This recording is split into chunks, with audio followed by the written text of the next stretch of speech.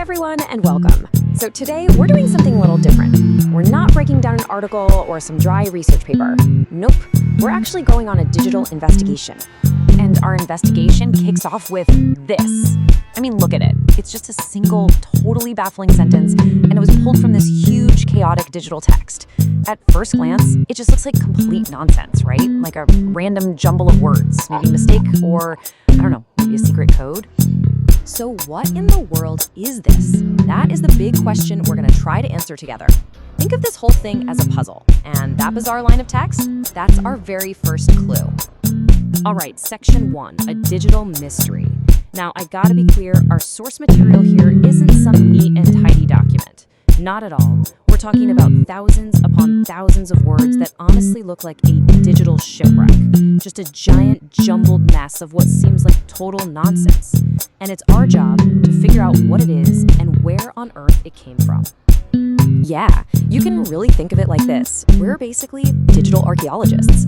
We're gonna sift through all these fragments and all this debris from the data shipwreck, hunting for any little artifacts that can help us piece together the story of what exactly happened here.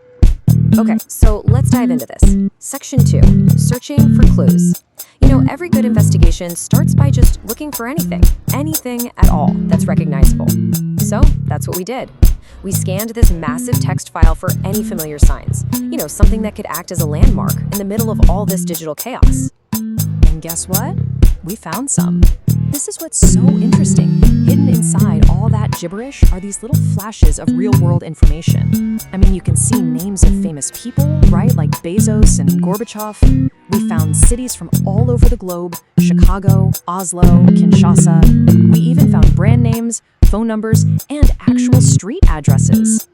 But this just makes the mystery even deeper, doesn't it? I mean, what kind of process would stick the name of a former Soviet leader right next to, say, a brand of toothpaste?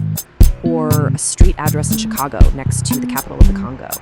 It's a totally bizarre, completely random combination of data. All right, let's keep digging. Section 3, unpacking patterns. So when you're faced with this much just random data, the next logical step is to try and sort it. You want to see if any patterns start to emerge from all that noise.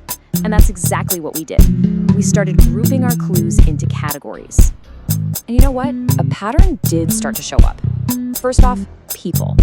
We found a huge list of names, but just look at the range here.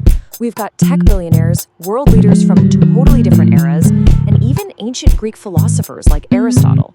There is just no obvious connection between any of them. And it was the exact same story with places. We've got major world cities like Oslo sitting right next to much smaller, less-known towns like Vacaville. The geographic spread is just completely random. It spans multiple continents, and there's no clear logic to it whatsoever. And then there's this, which adds a whole other layer to the puzzle. We started finding these little fragments that look like they were ripped straight out of book catalogs or library records. We're talking publication cities, dates, publishers, and even full titles of books. Okay, so here's the crucial point.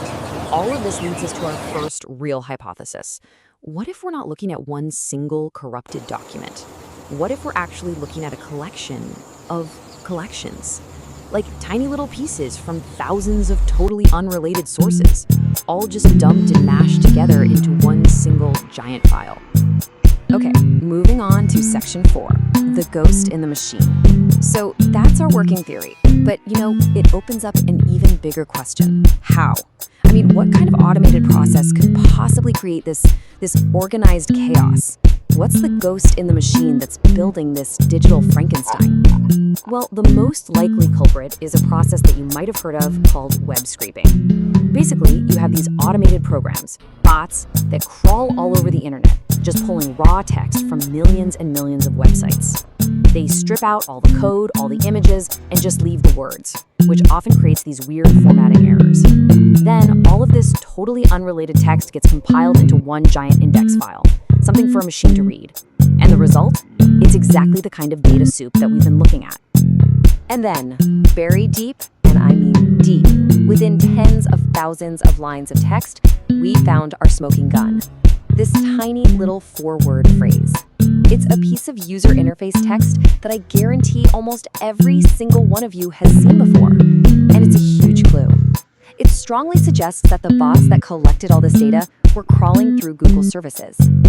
So this brings us to our final conclusion about what this text really is.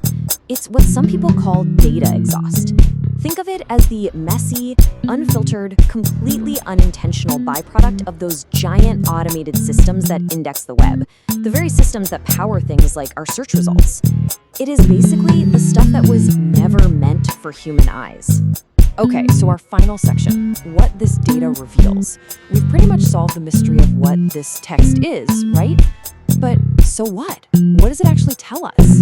Why does any of this digital noise even matter? Well, the big takeaway here is all about the nature of the internet itself.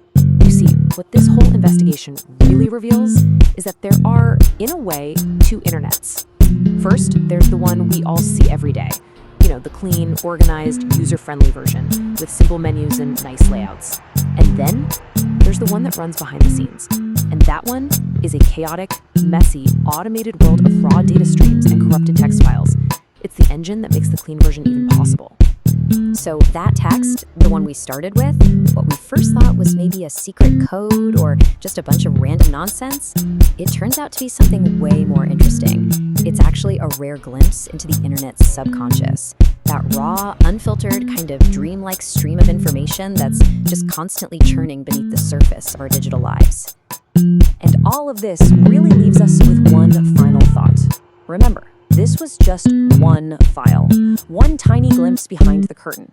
It really makes you wonder, doesn't it? What other massive, invisible data structures are out there, humming away just beneath the surface, quietly powering the world we interact with every single day?